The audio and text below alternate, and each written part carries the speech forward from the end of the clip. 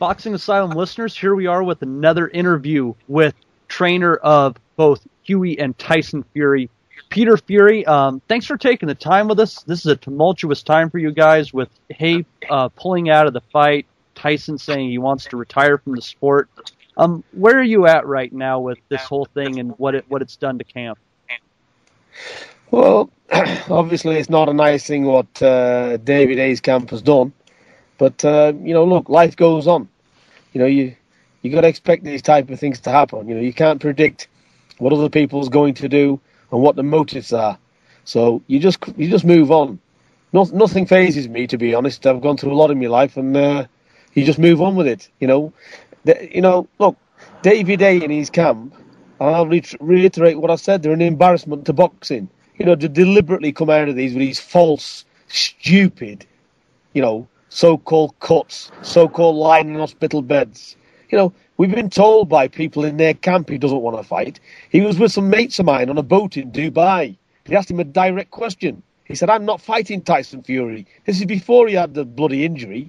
So we know very well it's all a gimmick for the public to get out of it. Nobody will speak up because they're up the Boxing Board of Control's ass. They're up Sky's ass 10 Mile, wherever. I don't give a fuck. I tell it as it is.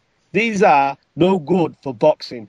Boxing needs bringing back to its roots, where fighting men fight and forget the bollocks outside of it and what goes on, scratching each other's back. At the end of the day, he didn't want to fight Tyson because he would have got annihilated. And the bottom line is, he's just a pretty boy. He just wants to get a title fight. He could not afford to lose to Tyson. Where's he going after Tyson beats him? Vitaly Klitschko clicks his fingers, 2 weeks before he's got the cut. I'm going to make one fight. I'm going to come back for one fight, and I'd like that to be David Haye.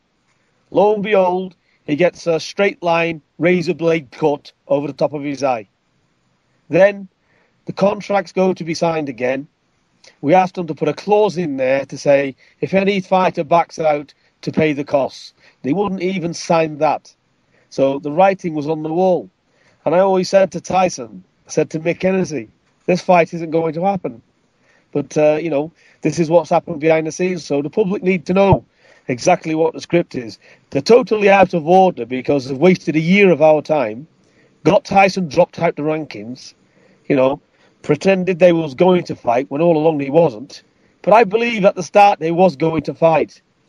And I think when they got the phone call from Vitaly Klitschko, that put the nail in the coffin, and it's all gone sour from then. Now, let me ask you this, Peter. Do you expect fully that within the first 3 months of 2014 that we are going to hear that David Haye is signed to fight Vitaly Klitschko and his shoulder's been given the go-ahead by the doctors? Well, it's like this. They've got to be very careful now because the way we've put it out. Obviously, I'm a big spanner in their works. They have to be careful because they can't just go out and announce it. So expect Vitaly to announce some load of crap. There'll be something in there. But ultimately, will David Haye fight again? Will it be for a world title or possibly? Yes. Not unless the Klitschkos lead him on and then dump him like he done to them, like he does to a lot of people. So he might get backstabbed himself. So when you're dealing in treacherous waters, it comes back to you. So God only knows what's going to happen with him. But definitely, they've sidelined us because they think they've got a world title, probably with Vitaly Klitschko. Tell him he's doing a commentary.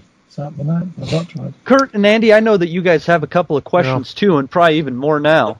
Peter, how's Tyson's mental attitude at the minute? I mean, last night he was on Twitter posting pictures of alcohol. I don't know if it's just a gimmick or what, but what is his current state of mind just now? Well, Tyson is, he is dejected to say the least. He's come out of the rankings. He knows he's been conned, and the thing is, he's only 25. Are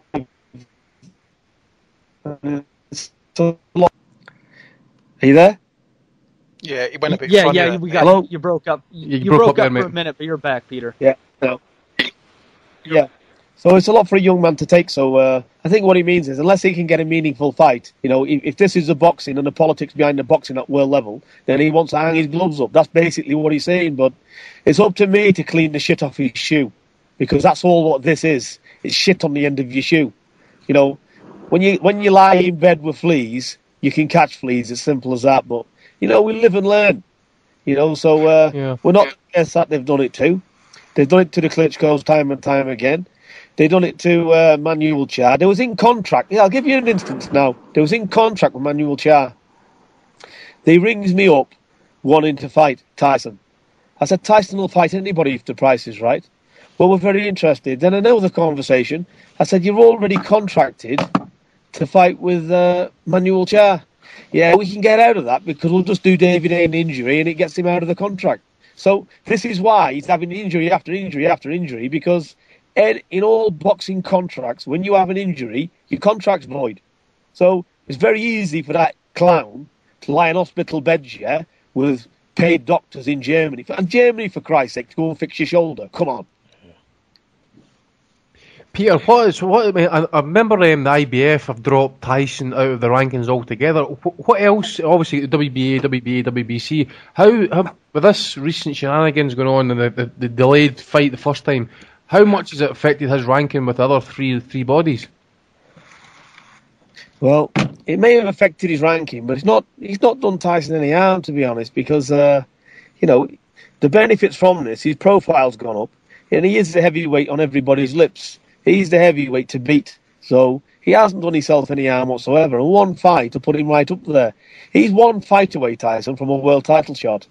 You know, so hopefully we can get him a meaningful fight that he's happy with, and he can come back in training and, you know, get his act back together. But like I said, I've sent him home to have Christmas with his wife and his children, and just relax and relax outside of boxing and just chill out and enjoy yourself.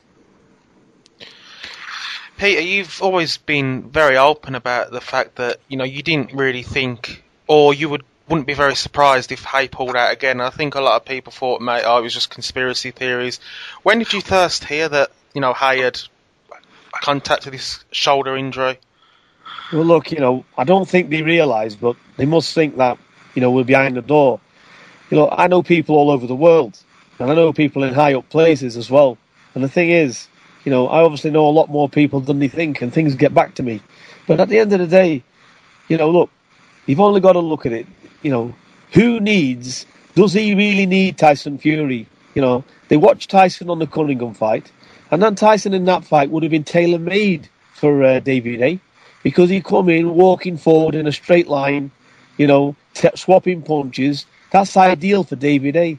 But when they've gone into camp, they've realised this is going to be a bit different than what we think. He's 6'9".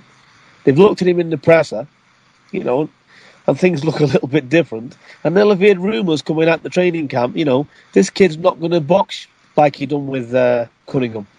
It's a whole more different matter.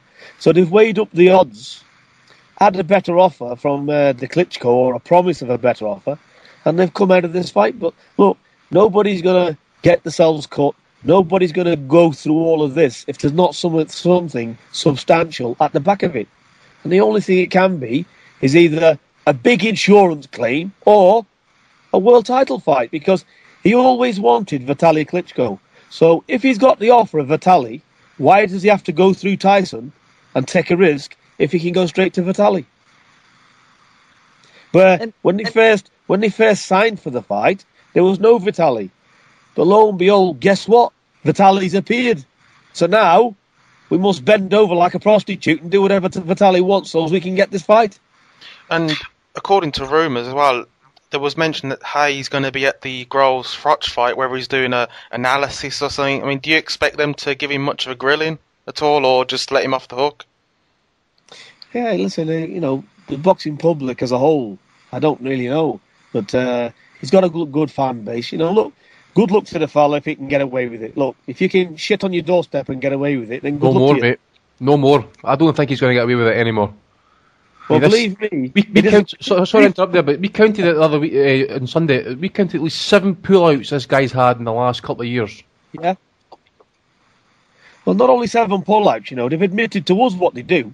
I'm going to injure my hand, having a joke about it on the telly. He's got a bandage on his hand with Manuel Cha. You know, we know what they do. But obviously the public still think he's a genuine person, sympathising with him and all of that. It's not genuine. It's a farce. and it's farcical for boxing. I don't need to prove it. We know the facts. So they can go on and con the public as much as they want. At the end of the day, he's backed out of a legitimate fight with Tyson. And, if he'd have looked up and said to us, look, Peter, we've had an offer here. We need to sideline this. Can we sit down with you? Can we give you some money? Can we promise you another fight or whatever? And negotiate it with us. That would have been another matter. We wouldn't have been having these conversations. But to go and run all around the houses and do these stupid antics, that's another matter entirely. Because to me, when you do that, you're not a man of any substance at all. Peter, have you had any contact with Haye? Have they, apologised at all for this? Anyone from the team? No, they haven't phoned. And to be fair to them as well, they're not going to phone me because they know what response they'd get. Just be told to fuck off. Yeah. So to be honest with you, that's it. Look, we're from the street. When you have a fight, you have a fight. When we was young men, we'd go out in the car park and have a fight till we was dead nearly. At the end of the day, it's pride involved. When you take a fight, you honour it. We don't sign a contract and then all of a sudden look for a better deal with somebody else. What we say is, once we get this fight over, we'll look to the next one. Call us back then. But obviously with these, they're signing up, and it doesn't mean anything. They'll do whatever they can. They're a law into themselves, these, and they've been getting away with it for years. And Peter, since that's, we're just throwing Haye to the wayside, there have been some rumblings that Hennessy is trying to put together a fight with Deontay Wilder. Is that something that you're very interested in? Well, yeah, Deontay Wilder, a lot of people's got comments, but Deontay Wilder's a dangerous fighter. He's 30, and no matter what people say, he hasn't fought anybody, which to a degree he hasn't. But he's dangerous, There's one thing this guy can do. If he connects with that right hand, he's rightfully named Bomb Squad because there's no getting up. When he hits people, they go to sleep. Now, he's got a lot of flaws there to be exposed. And it's a good fight, so it's a fight that we'd happily take. It's not a fight where you can say Wilder's going to get destroyed easy. Nobody can say that with somebody who's had 30 knockouts. He's dangerous. But it's a fight Tyson would gladly take. Now, the problems with this fight is selling it to the pay-per-view, because ultimately they're the paymasters. And also, I'm being totally honest, Wilder's people, they're not silly. Tyson's a big risk for any heavyweight in the world. And for Deontay Wilder to step up to Tyson's level, he's taking a big risk. So both sides need the money, because whoever gets defeated is a way back down the ladder. So unless these can get paid properly, then the fight's not going to happen. Now, we had some stupid comments from Schaefer saying he's rang Mick Hennessy, had a conversation, and all of a sudden he thinks the phone in the UK has gone down because nobody's called him back, and he's putting 1 and 2 to make 50. Well, I mentioned it on Twitter today, and I'll say it again. His Schaefer's deadly serious. Disregard calling Mick Hennessy. We're one unit. Yeah? Mick Hennessy, whatever he does, comes back to me and vice versa. We're a unit. And I'm saying now, if Deontay wants to fight and he wants to put it on Schaefer, yeah, he's offered David A $8 million, yeah, offer us less. We'll take it. So don't let, if he's got the money and Showtime can pay it, then let him put it on. We'll have it in Canada, we'll have it here, wherever they want it. Obviously not America, because I can't get in. So, Canada or wherever, But listen, we're straight talking people. We're not behind the door. But don't start throwing muggy challenges, saying people's afraid. Come on. We'll fight Wilder next. Right now, if the money's right for both fighters, and his trainer and manager Diaz, he speaks a lot of sense. Do they need it right now? Well, look, if the money's right for both fighters, let's get it on. Wilder wants to fight. Tyson wants to fight. And Schaefer's saying he's got the money, it's Golden Boy. So, come on, Golden Boy, whoever, put it on, and let's let him fight. I'm happy for him to fight in March next year. Get the fight in Britain, Peter, because obviously they've had no problem coming over to fight Audley Harrison, so they should have no problem coming over to fight Tyson either. Well, to be fair to Diaz, his trainer and manager, he's already said, he'd like to come over to England. It's not a problem for them. Good stuff. So there's no problem at all. So I'm just referring to Schaefer's marks that he's mentioned it to Mick Hennessy and it's gone stone dead. We're trying to sell that fight. So we hope Schaefer's doing exactly the same, or he can pull up for it or whatever he wants to do. And Peter, what's next on the plate for Huey at this point? Right. Well, yeah. Huey's having a rest now till February because He earned it. He's been cut badly though. I believe I had to see a specialist about his cut, Peter. Yeah, what happened? A week before, 7 days before, he got cut in sparring. A right hand came across. It followed through the elbow, and it just cut him right under the eye, and it just slashed open. But it wasn't wide, but it was deep. So we went to the hospital and had it glued. And I said, "Look, will it hold?" So we took the fight anyway because we hadn't seen anything of this opponent he took in his last fight. So when we got there, I said, "Look, just get behind the jab and protect the eye." I said, "And just box." I said, "Just keep from him." I said, "Because we got a bigger fight the week after." But when he went out in the first round, the guy was that boring, stood behind a long jab, very, very negative. I said, "Look, you're going to have to try and close him down." And with ruffling, and he never punched you. It wasn't a punch because it was already there. With the heads rubbing or whatever, anyway, it opened up. So after the third round, I said, "Look," I said, "don't let it go. It's an 8-round fight." I said, "The referee could do anything with his eye." I said, "Start closing him down." I said, "Look to get him out of there." So he did, and but he got a 28-day suspension because of the cut. He had 3 stitches in it, and to be honest, it's healed perfectly. So, but even so, he had a wisdom tooth. He's had that seen too. So he's had one of them out. He's had 3 stitches in his gum. So he's had a few things done to repair himself, and he's having a good rest. So he's going to be back out in February, which will be live on Channel 5. It's fantastic. He really earned a rest. I mean, talk about a great first year for a young man. It's really been impressive the way you guys have moved him along and kept him busy. Yeah, he's 12-0 with 7 knockouts, and I expect him to start where he left off in February. And Mick Hennessy, fair dues to him. He's highlighting you next year on the Channel 5 shows. He's doing a lot of heavyweight contests, and he'll be on all of them shows. So I think he'll be on 6 to 8 of them shows. But expect Huey to have 10 fights next year, which will put him to 22 fights. Peter, what is the current situation with Tyson fighting on whichever TV channel? Will it be Channel 5? Well, it's hard to say, to be honest. I know Channel 5's got an interest, but it'll be Channel 5. It could be pay-per-view. It could be on HBO, Showtime. It all depends who the opponent is and where the opponent is, etc., and who's willing to screen it. Yeah, I was thinking about the Wilder fight because that would just be shown to millions if it was promoted correctly. You could maybe 5-6 million viewers to watch that fight. Well, exactly. I think it's a bigger fight than Haye because you got 2 young heavyweights. One's 30-0 with 30 KOs.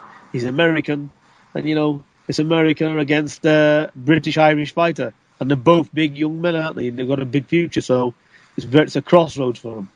So it's a big fight. Peter, what were your thoughts on the recent heavyweight fight between Klitschko and Povetkin? Right, although that fight looked boring, which it was, it was like knocking paint on the wall. But I've got to say, that Vladimir, he's a perfectionist. He's a very, very clever, astute, seasoned, experienced, world-class heavyweight. Look, he didn't get involved with Povetkin. He uses his height, he uses his weight, he uses every trick in the book to nullify the opponent. He just does enough. He's a very, very careful back foot fighter. And, he does enough to nullify what the other opponent's got. He studies them, he looks at them, and, you got to give him his dues. He's definitely not after impressing anyone. He just does what it takes to win. But although it was dull, he's a serious athlete. He belongs where he belongs. Nobody can criticise. Look how long he's been a world champion, how long he's been at the top. Povetkin, look what he's done with everybody he's fought. Vladimir, he made a joke of him, really. And, Povetkin, he gave it a go, didn't he? He tried, but he just couldn't get past what Vlad dished out, I suppose. Yeah, but what you've got Povetkin, who's a small heavyweight and got no brains. Because he's gone in there, hasn't he? And he's gone in with one thing: get stuck in. Well, I'm not being funny. That's why we got workers, and that's why we've got brains working computers. Boxing, It's not about all brawn, is it? With no brains. You've got to get in there and have a game plan and adapt. He just tried doing the same thing, going forward, throwing his shot. He wasn't even trying to do anything new. So, what chance does he think he's going to have against somebody like Vladimir, who's all brains and got the physical attributes to go with it? And are you surprised by seeing, someone like Povetkin, who's got a lot of experience as well in the amateurs and pros, that he was constantly getting clinched, but he never tried to do anything about it. He just kept getting clinched and seemed to be happy to let Vladimir do that? Well, it depends how they're educated, and it's down to the trainer. He's hitting pads, he's hitting the bag, he's having spars, and it's all new to him. He's not thinking of all the negative sides. What will Vladimir do? What happens if he grabs me? They don't look at the worst. They're always looking at a plus. Well, it's gone bad for him, hasn't it? So he had no answers to Vladimir. It was an easy win. And, I'll tell you what I was impressed with. That hook off the jab. It took his legs right away. Cut out, Peter. Can you hear me? You cut out there when you were talking about something. I don't know who you were talking about, but you certainly cut out for a bit. Yeah, I was saying I was very impressed with Vladimir in the second round, I think, where he gave him a hook off the jab and he took his legs away. I'll tell you what it is, mate. We've become kind of good pals with Don Charles and that, and I know for a fact he was pulling for Tyson against David Haye. Just going on to Derek Chisora, have you seen any major improvements in Derek's game? Obviously, he's come down in weight and stuff like that slightly, but have you seen improvements since the Haye defeat? Well, yeah, I have. It's like this, I'm not going to blow smoke up anybody's ass. I can only say what I feel. I think Don Charles is a good trainer. He looked, and he's brought Chisora on leaps and bounds. But with David Haye, it wasn't the Chisora what he's capable of. It's the same Chisora who boxed Tyson that boxed David Haye. He come in, 18 plus stone, throwed no jab, and just walked forward. Are you going to beat a world-class fighter without throwing a jab? So, it was only a matter of time. He just got beat to the punch every time, and that was it. He got stopped. But since then, he has come on. We saw a very good display against Vitaly Klitschko. He was in shape. He fought a good 12 rounds at a hell of a pace. Vitaly could barely stand up at the end of it. It took him all his time to keep him under control. Although he got outboxed comfortably, he still put him under a hell of a lot of pressure. So there's room for improvement with Chisora, and he is improving. He's making a very good fighter. I think Frank Warren's won the purse bids, has he not, for David Price? That's for the that's for the Commonwealth title, is it not? Eh? Right, I think it's a big mistake for David Price to take Chisora. I think it's too early, and Chisora will walk through Price. So that's another thing. No disrespect to Price. I think he's a nice fella, and he's got a future if he's looked after properly, and he's not used as some scapegoat or a guinea pig for something else, for some bigger fish. Then he should be okay. But he's got to be very careful what he does with his career and use his own head rather than trusting other people. I think Price might even vacate that title because he's signed with Sorlin Promotions. So I wouldn't really think that fight might happen actually. I think it's better off not, because if Price wants to build his career, the last thing he needs is Derek Chisora in his face, because he'll come unstuck at this stage. Because no matter how much you trained in a gym, when you've had shock defeats back to back like that, he needs building up from the starting blocks. Does David Price? He's got to get in there, get the confidence back, realise his new things in the gym or working in the ring, and it's a slow process building back up. It's not an overnight thing. And Derek Chisora is getting back to world level. He's not in a start position, is he? Peter, did you see Kubrat Pulev's fight with Tony Thompson? Very impressed again. I liked it. Pulev was always looked a little bit flat and boring to me, on the back foot, just does enough, but he's very effective and does what he has to do. He's tough, he's got a solid chin. He beat, I was impressed with the Thompson fight, he beat him convincingly. The only thing there is, Peter, is I believe, although he's number one contender for the IBF, I don't think he's going to take the Klitschko fight next. I think he's looking to kind of sit back for maybe take one more payday before taking that fight. Right, well, whatever he decides, good luck to him. The other fight, obviously, I don't know if you got a chance to see it, was Mike Perez against Abdul Salamov, Peter. Obviously, what happened afterwards was tragic. What do you think about Perez? Do you think he's going to be some sort of force in the world scene? Yeah, I was hugely impressed. You know, I watched that fight all the way through. You know, I was impressed the way he come out against a puncher. He just come out and he was all over him. You know, he didn't take a back step, didn't try and miss his shots. He just used his boxing skill, closed him down. You know, he executed it perfectly, didn't he? So, very impressed with Perez with that fight. He showed some real skill, you know, a good chin, and he just he brought it to him, and it was a good fight. And you could see the pace he was setting.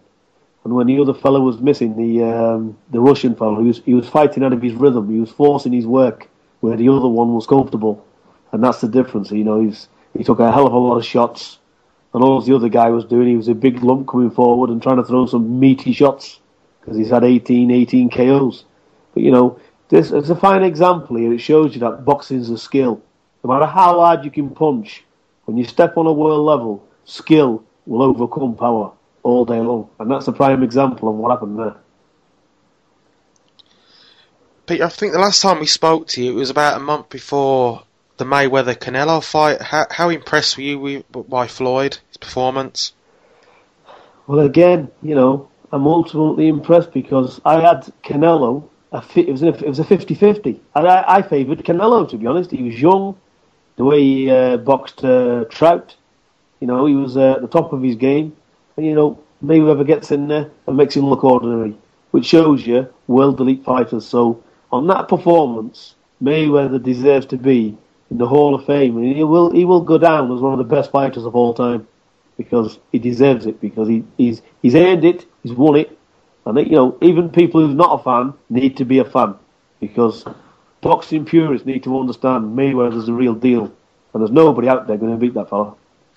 Peter, see, obviously his career it hasn't ended yet, but obviously you said Floyd will go down as an all-time great. Yeah. I agree with that, but how high do you think he'll probably end up? How high in what regard? Basically, you know, like top 10, top 5 all time? Yeah, he's going to be in at least the top 10. You know, I'm never going to say he's better than all the all-time greats because they was the best in their era. Boxing evolves like life evolves. So he's the best pound-for-pound fighter. He's definitely number one in his era, that guy. You know, for such a, you know, in his weight class as well. You know, so pound-for-pound, he's number one. He deserves the ranking as well. On Sunday there was I wouldn't say a big fallout, but Andre Ward again returns to action after 14 months and kind of basically dominates Edwin Rodriguez. But many boxing fans, well, probably I wouldn't call him purists because they tend to think he's boring. Did you say he's boring, or did you say that he's technically too good and probably will be like Floyd, that he will just retire undefeated at some point? Yeah, again, he's not boring to me. I'm a big fan of Andre Ward. The boxing skill is immense, world class, different leagues to any other fighter. Again, deserves to be up there, pound for pound again. You know, full respect to these people. They don't get the rewards they deserve. It's not about going in there, knocking somebody's head off. When you get in front of them and you can't do anything at all, you know, the better the fighters they get in front of them, the better they look. You know, it's just they've got a gift, haven't they? You know, Andre Ward, he belongs up there. I mean, you've seen what he done with Froch. You know, Froch was so frustrated afterwards. He's there in the 12th round, almost like somebody stole his money, and he doesn't know where his watch has gone.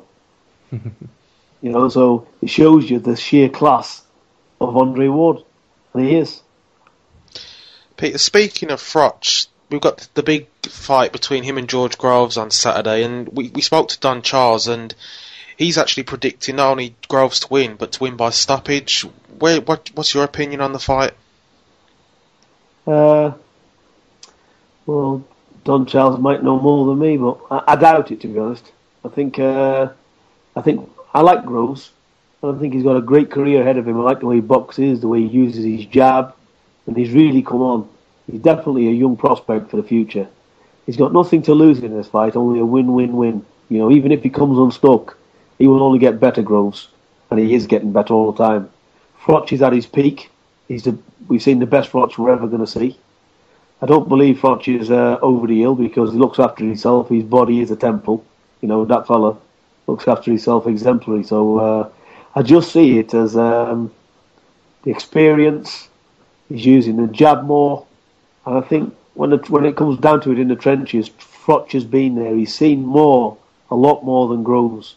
So on the basis of that, I've got to go 60-40 Froch. Just sheerly on experience, though. But Groves has just got just as much talent, if not more.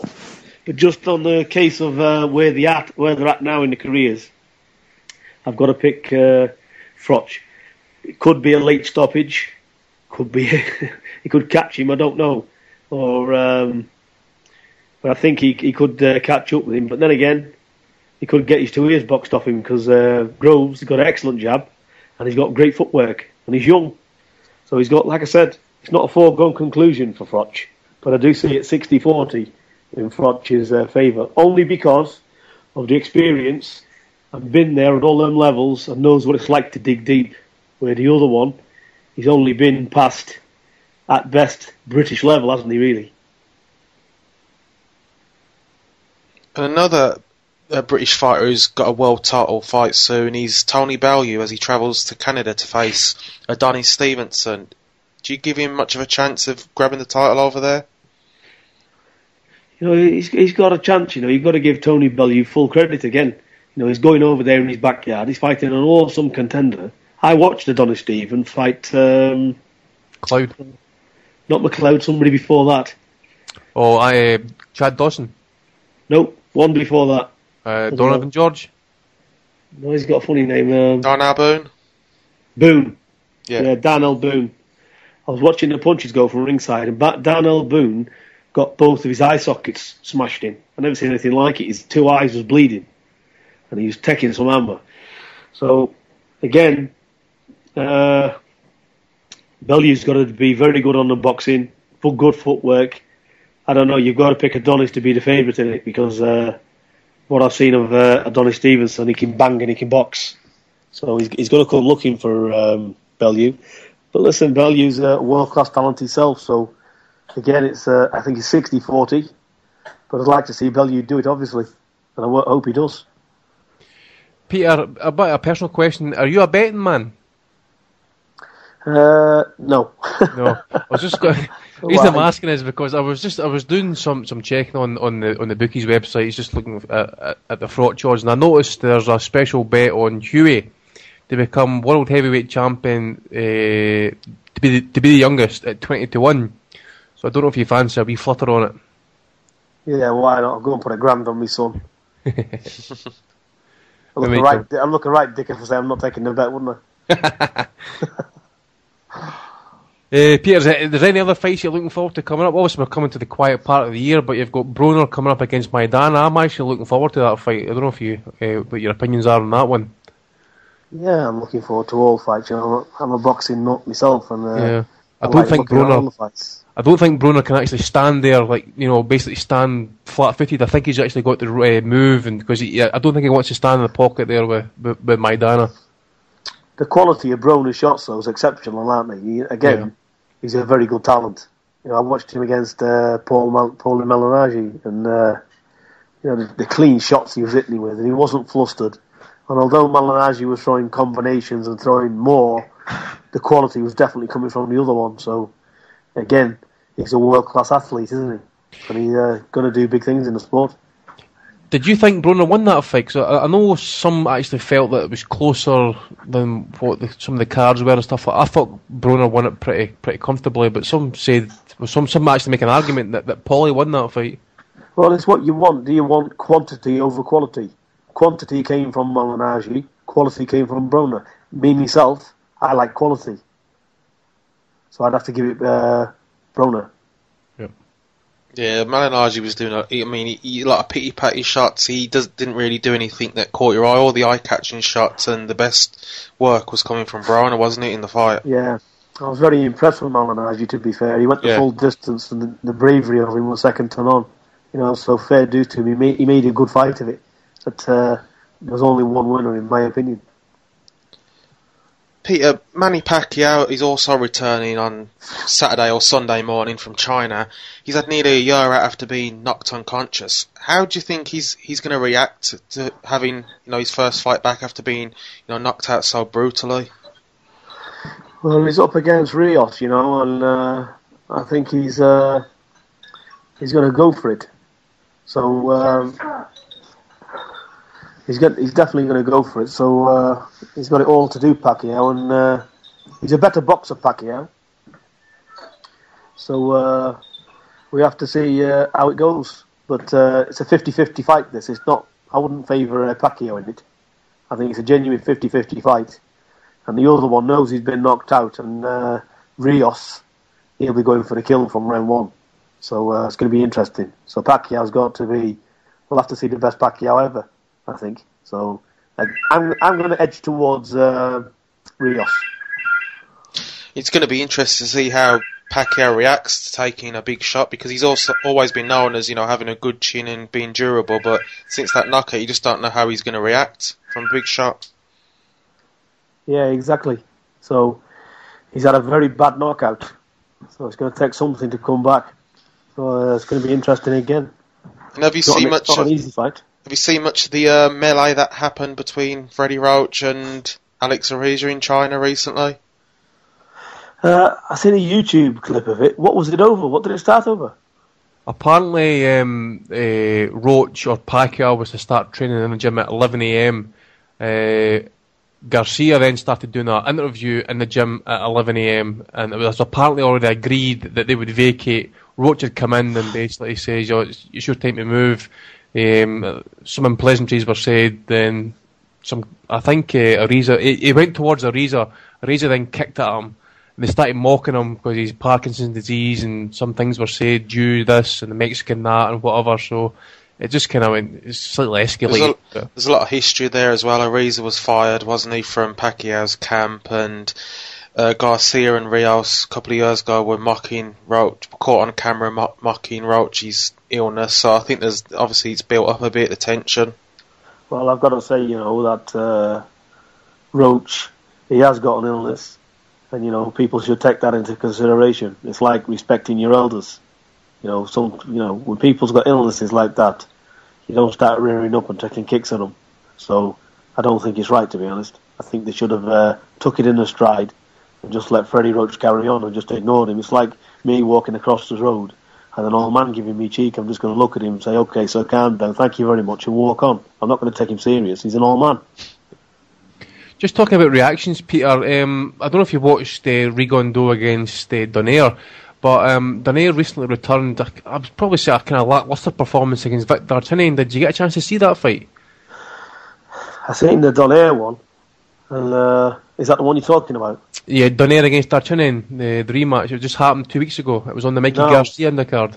I seen the Rigondeaux versus Donaire. Right. I actually personally think maybe Rigo's maybe just stolen his heart slightly, because I didn't see much of an improvement or that same snap to Donaire's work against Darchinyan.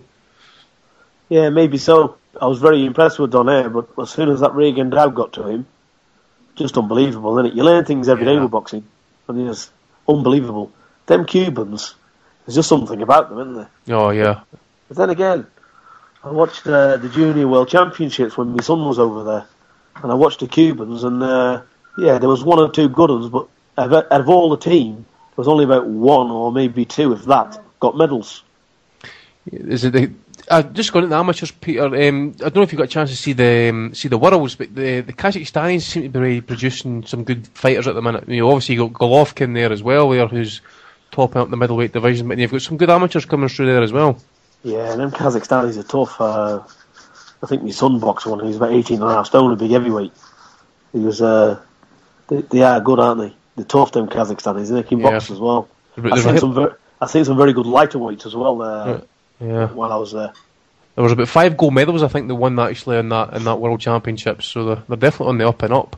What about Vasily Lomachenko? Did you see his debut? Or it wasn't really his debut, I suppose, if you want to be panicky about it. But you think this kid's going to be the real deal in the pros?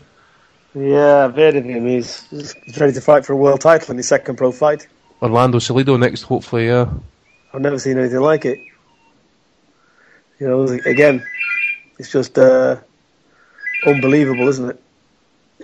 And speaking of amateurs, one recently who's turned pro. He's at a heavyweight. He's Anthony Joshua. What have you made of his career so far? Earlier,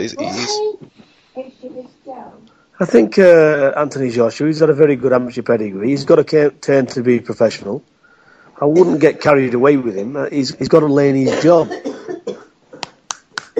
He's got to learn his trade. And the thing is he's doing well for where he's at. You know, he's still an amateur. He's got a lot to learn. He's throwing his shots a little bit too quick. But it's all going to come. It's all got to fit together like a jigsaw. This is heavyweight boxing. He's got a massive future and he's good.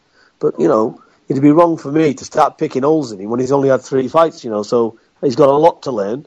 Same as my son. He's had 12 fights. He's got a hell of a lot to learn. He's a baby. He's just started. And Joshua's the same. You know, what they've got to be careful of, they don't need to overhype him and push him up. And let me tell you, he needs rounds, that kid. He's a big lad. He can bang. But he needs rounds because, look, you've seen what's happened to David Price. He needs rounds. That's the only way we're going to have a world champion. We're not going to have a world champion, another Frank Bruno, where they're knocking everybody over. You know, and when they come up against world champions who can box, they'll have a problem. So Joshua needs to box. He's got a massive future, that kid, and he can go all the way. And, you know, they know what they're doing, the trainers. They're doing him right already, but he's got a promising future. He's certainly going to get on a world level. Whether he wins a world title, who knows? He's good enough. You say something about Luke Campbell, Peter. Just, you know, more rounds, and I mean that last opponent actually gave him a good workout, so to speak. I remember him fighting David Brophy up in Scotland a few months back. So the kid was tough and durable. Is that the type of opponent you're thinking the likes of your Joshua basically needs? Luke Campbell was good, but I've seen again very amateurish. And this is not to be criticising. Luke Campbell's very good, world class ability again. But he jumps up and down a lot on the ring rather than step and smooth. And, you know, as he's stepping, rolling into his shots. You know, so I see a lot of gold medal amateur stuff, to be honest. So he needs to, but again, it's early days. He's got to get into the pros, but promising again. But, you know, they've got to get rid of that amateur style. Him and Joshua. Even my son's the same, you know, they've got to develop into the pro game. And I think, you know, with Joshua being on Sky, they do create an awful lot of hype, and to me it seems they don't care about him going rounds. They just want him to knock guys out to make, you know, a bit like Deontay Wilder in America. It creates more hype, doesn't it? But the actual fighter, is he actually learning that much? Well, you know, it's like anything else. It's always good, you know, if they can get in there, stop the opponent, it looks good and it builds a PR. But at the end of the day, ultimately, styles make fights. You know, you've seen it time and time again. You know, over the years, you know, you've got to not neglect your boxing skills. And, you know, this is the thing. So, but look, they know what they're doing. It's like me with my son. You know, we're building him up, and I'm very happy with where he's going. He's boxing fantastic. He's not relying on the power. And, you know, power's going to come later on when he develops anyway. But at least he's getting the rounds in. So he's had a year of good experience. And I hope he has 8 or 10 rounders and he gets the distance, you know, because that's what I'm after. Because when it does come to when it matters, that's when he can deal with it. When he gets put under pressure, hit back, and all of this is what we've got to see. And this is the type of fights Huey's going to be having next year, because I want people to hit him back. And, you know, I want him in 50-50 fights where he's got to gain that experience. And that's what he needs. And that's what all heavyweights need, because there's no point hitting the target and not being hit back yourself, because sooner or later, make very sure you're going to get hit. Peter, we're conscious of the fact we've taken up a fair bit of your time, but just briefly, did you get a chance to see Gennady Golovkin's last fight against Curtis Stevens? Yeah, I did. Very impressed. You're impressed. I mean, some people were obviously wondering, you know, how good's his chin. I mean, I thought it got checked a few times with the left hook of Stevens, and Stevens is a noted banger. So do you think basically, you know, all the boxes have been ticked really? That, you know, he's got the power, he's got the chin, he's got the stamina, he's got the skills. Maybe slightly leak it in defence. Would you probably say he's maybe the real deal in the full package? Yeah, you know, I was very impressed because he wasn't relying on all of his power. I liked the way he backed off, and he was taking the other Stevens apart gradually over the rounds, waiting and biding his time. He was stalking him. And, you know, he wasn't loading up with every shot. He was boxing him. You know, and he let Stevens come back. You know, he wasn't eager, just working on the power. You know, this guy's got a boxing brain. You know, he's pacing himself and doing everything right. But you can see the quality in Golovkin because look what he done with Macklin. Yeah, Macklin cuts the ring off well. Yeah, Macklin can fight. You know, look what he done with him. You know, he is the real package again, and Golovkin's only going to get better. Peter, were you surprised by the loss of Nathan Cleverly against Sergei Kovalev, and what do you make of his move from light heavyweight to cruiserweight, which is a big jump in weight? Well, firstly, I was shocked with that fight what he had, because it was just totally the wrong tactics. Couldn't understand it. As soon as the first bell went, you're in with a devastating puncher. And what do you right do? in front of him. You hold your In feet. front of him. You hold your feet and want to trade with him. No jab. So, come on, you don't do that. You know, you turn him, you give him angles for Christ's sake. You know, so, you know, he was almost stood there, rabbit in headlights, guaranteed that what was going to happen. I said from the first bell, as soon as it happened, I said, Cleverly's coming unstuck here. I said, this is suicide. So, wrong tactics entirely. So, that's my opinion of that fight. He threw away his championship. But Nathan Cleverly is talented. You know, he's a lovely kid. I've met him, and he belongs right up there. I think the cruiserweight's a good thing for him because obviously he was struggling making weight, and I think he can do big things because Nathan Cleverly is a big lad. So, but I do feel if he'd have used his boxing, which he can do, got on his feet, took him into 7-8 rounds, I think the fight would have been easy for him. I think he made sheerly hard work of it and stood there to be hit. So he gave away his championship, in my opinion. I know sparring, Peter, but Don Charles was telling us that Nathan Cleverly has been the only person he's seen that's been able to pin Derek Chisora on the back foot for a majority of a sparring session or a fight or whatever. So maybe he speaks testament as to how good he maybe is.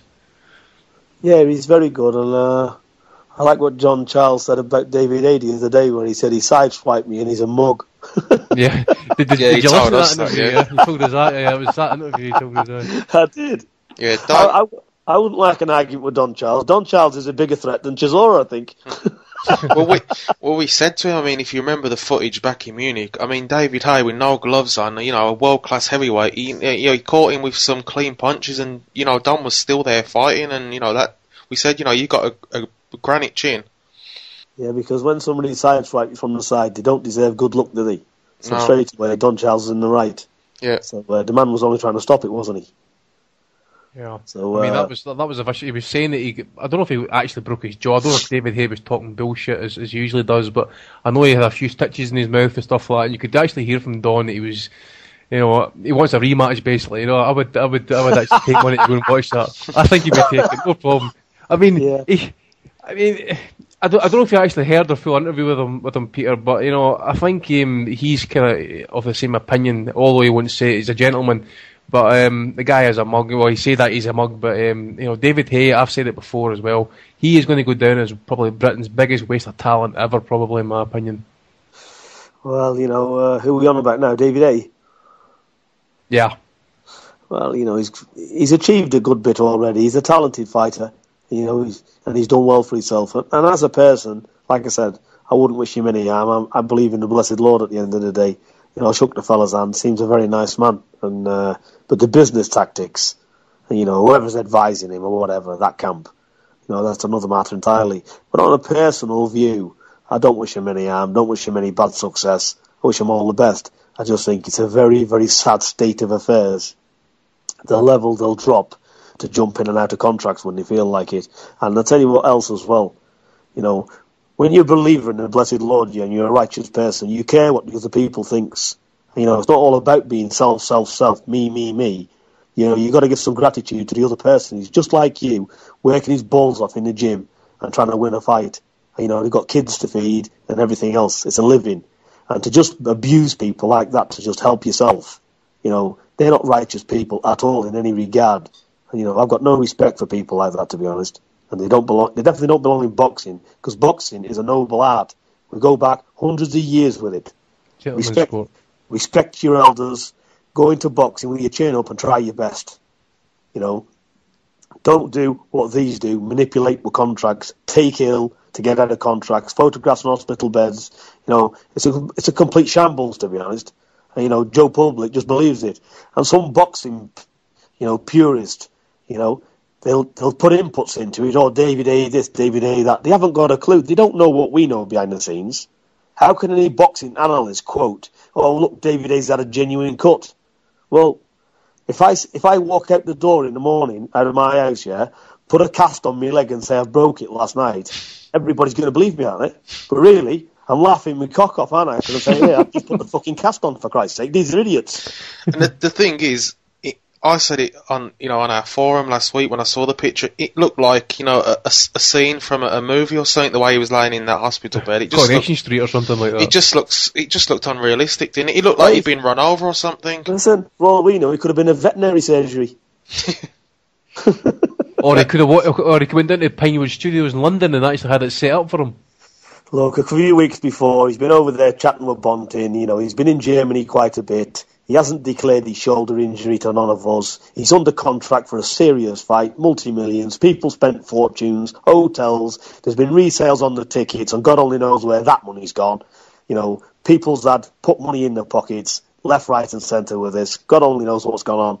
And at the end of the day, they haven't even got the principles to let people know he's got an injury. Oh, hang on a minute. I've had a scan. It's come up, and I've got to have it straight away. Bollocks. That don't happen, does it? And the thing is, Sky Sports were running with the news that, he's been advised to retire, but nowhere in the actual quotes did they say any doctor had told him to retire. It's just that Haye himself has said, maybe my body's giving up on me. So, and I don't think any of us are going to be surprised when he comes back, because how many times has he said he's going to retire now? He's made a mockery of the whole thing, to be honest. I wish someone with access could actually ask him, what hospital did you go to and what was the doctor's name that actually did the operation? Just cut through the bullshit and get to the truth. I mean, if you remember when he first was signed to fight Klitschko in 2009, was it, when he was with Setanta?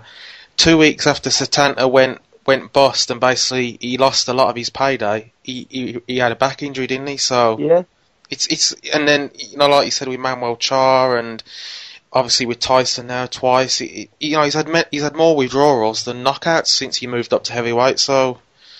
Well, look, it's I'm not going to criticise his achievements. He's won at cruiserweight, he's got up there, and he's done his job. But like I said, in recent events and recent years, it's all about business. It's not about standing onto agreements. And how much money does he want to make?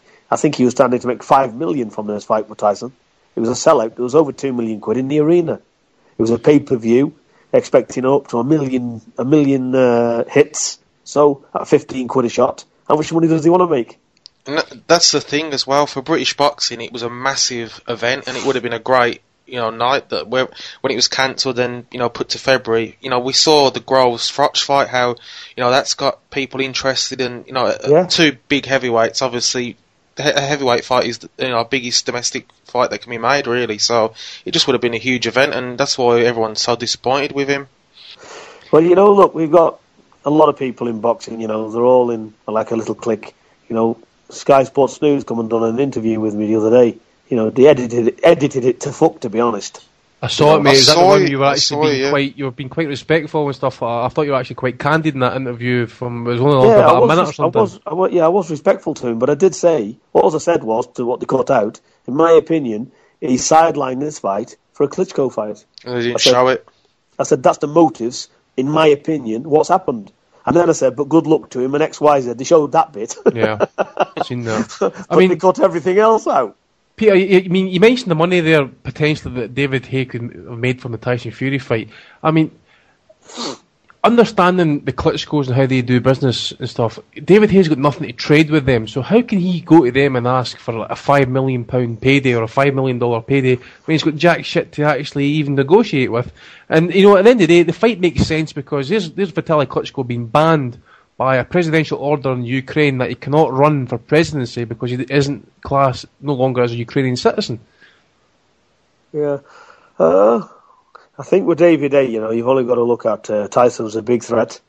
And although it might be a $3 or $5 million payday, it would be his last. It potentially could be his last. You never know what's going to happen until they get in the ring.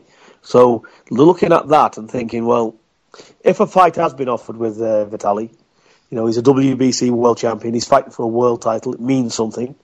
And forget the payday he'd be getting off Vitali. What if he win? What if he won? Yeah. And, you know, David Haye would always be thinking, I've every chance of beating Vitali. He's slowed up. He's an old man. You know, this is my time. So when you look at all of that, why take Tyson Fury? He was only taking Tyson because the offer was not on the table. So he was going back to the drawing board, building himself back up. But all of a sudden, since he's agreed with Tyson, another offer's come around the corner. Who wants Tyson? So he's come up with his cobblers, yeah, and he's biding his time. I fully expect him to be out next year, May, June, anyway. I think, you know, this resembles, if you look at it, the Amir Khan situation where he was supposed to be fighting Devon Alexander in December, well, in a couple of weeks, but he's pulled out of that fight, as the rumours are going, as many suspect he's been offered the Floyd Mayweather fight. You know, but instead of Khan, you know, breaking a shoulder or cutting himself, he's just pulled out of that fight and I think, you know, if David, like you said earlier, if David had done that, maybe, you know, it would have been a lot better. But he seems to be, you know, keeping people, you know, on a false thing, you know, and wasting people's time. Thing, I think because they've got away with it before, and they can just pull out of contracts with pretending they've got an injury. You know, they're doing it this way. Well, if they'd have come to us and just said, you know, look, Peter, Mick, we've been offered Vitaly Klitschko. And when we took your fight, Vitaly never offered it us. So is there any way around this where let's fight Vitaly? You know, if we win, we'll give you the chance of that, or we'll give you a few quid, and do things honourably, discuss it. And, you know, we're not going to say, no, we're holding you to that contract, because if a man doesn't want to get in the ring, he doesn't want to get in the ring. So basically, you'd come to some kind of an agreement, a gentleman's agreement with it. But to go the way they go is another matter entirely. You know, to me, it is embarrassing. It's pathetic the way people stoop to get out of things, you know, to make them look good in the public's eyes. I mean, the best thing, and it's just another coincidence that, you know, it's only been in the last week that Vitaly Klitschko has said that he's looking at a February-March fight as well. I mean, whether he's going to take someone on and then, you know, fight again at the end of the year, maybe that could be where Haye steps in. You don't know, but, you know, after all this, you know, palaver from Haye, he'd really, I don't want to see him in a world title fight, to be honest, because I don't think what he's done is right, to be honest. No, he's you know, the bullshit he's pulled. I mean, when he stepped up from cruiserweight, as you said, he was a great cruiserweight, and he had a lot of fans and, you know, a lot of excitement. But I think that's declined, and I think if he comes back and takes a Klitschko fight, I think a lot of whoever's left of his fans will desert him, because I've seen it on the forums. There, a lot of people are really angry with the way he's acted. Well, I think, you know, they're probably looking at it. You know, we can swing this round, because if we get a world title shot and he beats Vitaly, all's forgiven. You know, and maybe they're right. I don't know. Swing for like nuts again. Well, you know, it's whatever they want to do. But to be honest, you know, let them do what they do. Like I said, personally, I've got nothing against the fella, but you know, I would never do business with that camp again. I know they got David Price, and, you know, if David Price comes up, could he fight Tyson? I can give you the answer right now. If 10 million was on the table, that'll never happen. I said to Frank Maloney when he had Price, because he started slating us on the telly saying, you know, you got no bottle, you're a shithouse, and all this. I sent a message to him and I said, here, you know them comments? You'll never get to fight Tyson, ever again. And I stood on to it there. And anything to do with that camp, we want nothing to do with. It's not about the money with me anyway. I don't give a shit.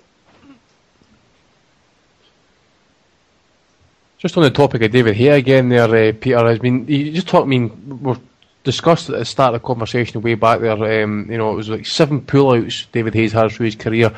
I went to the Vlad fight in Hamburg, and, you know, for the 3 to 4 weeks that I waited to go there, I was expecting them to pull out. And, you know, it pissed the rain the whole day, and, you know, Skylight to tell us that it was a 50,000 sellout. Bullshit. There was like 30,000, 35,000 there. I spoke to some Germans on the way up to the stadium and stuff like that. One person actually told me, says, I waited to see if the fight would actually go ahead, and he only bought a ticket 2 hours before the main event started. I think that tells its own story, and people still want to swallow David Hale's bollocks.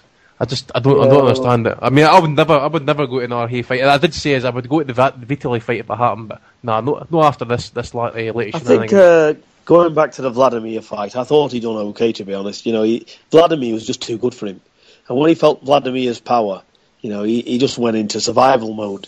You know, and David Haye was glad to just make the end of it. He tried his best. he tried that hard. He run past Vladimir and then he went into the ring post. So with his head down. So he done all he could, David, but it wasn't enough.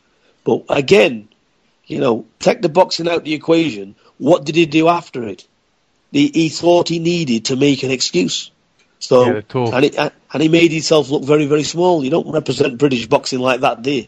Because here's the Klitschko's, like gentlemen, yeah, is going in there with cut heads on t-shirts. Shows the mentality. It's not good.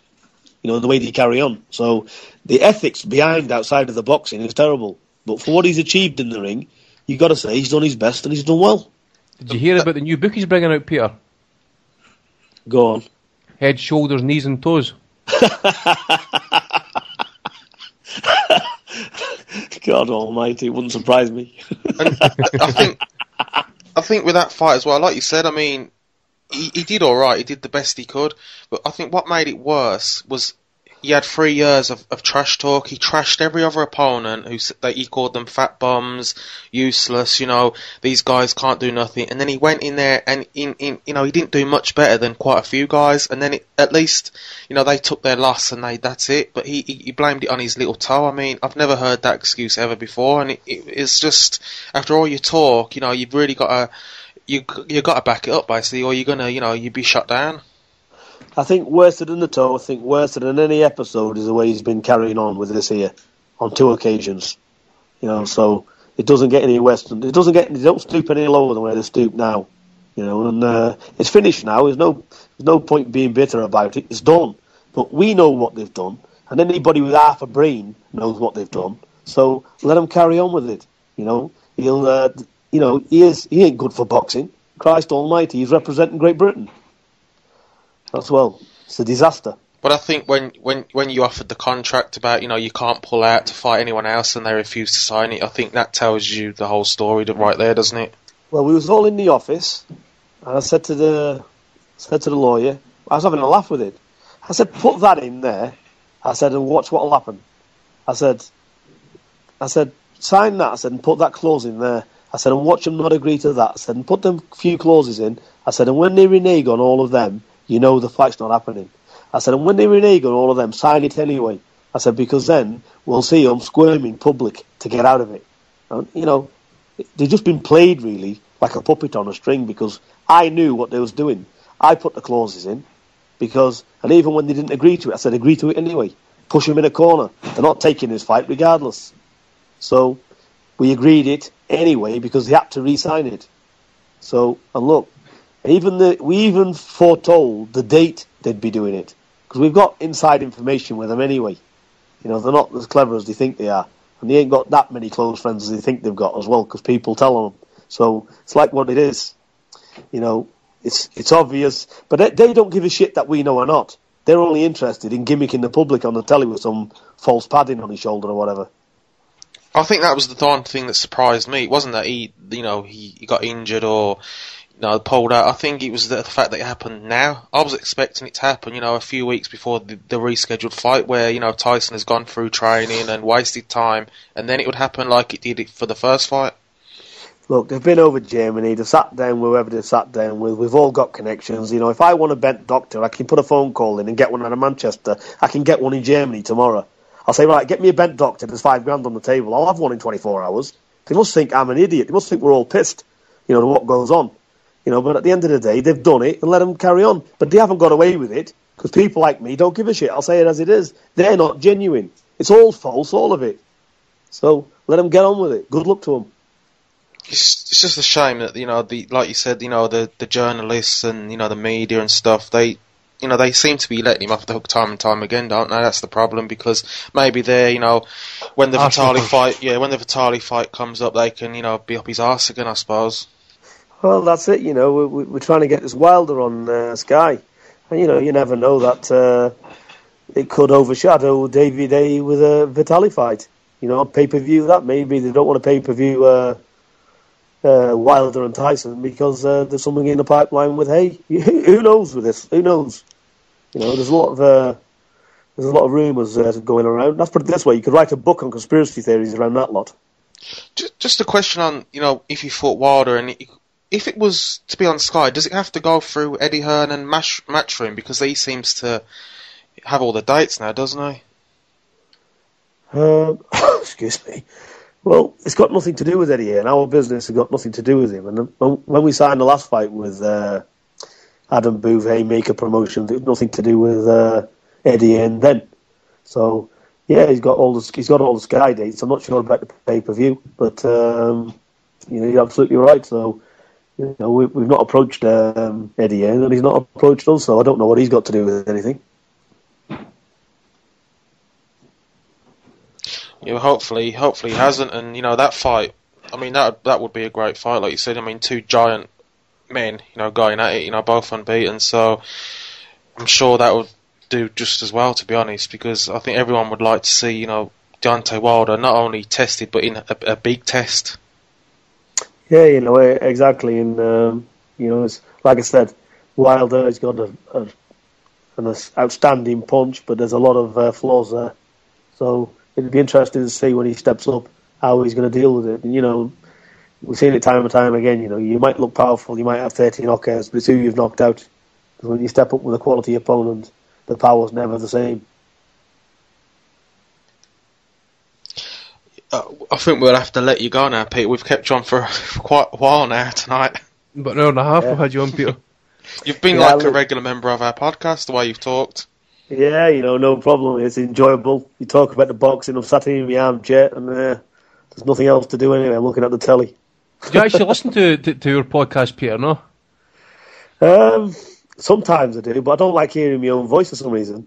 It is kind of weird, because I've got a thick Scottish accent. I didn't usually hear myself, but you get used to it after a while. Like, yeah, I just say it as it is, because probably when it plays back, I think, I shouldn't have said this, shouldn't have said that, but I don't really give a shit, to be honest.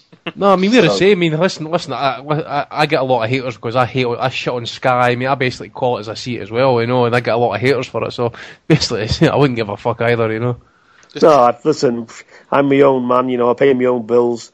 And I wouldn't give a shit if I offended or, I'd say it as it is. You can only say what you believe. And, I'm a fair and square person. I do my business properly.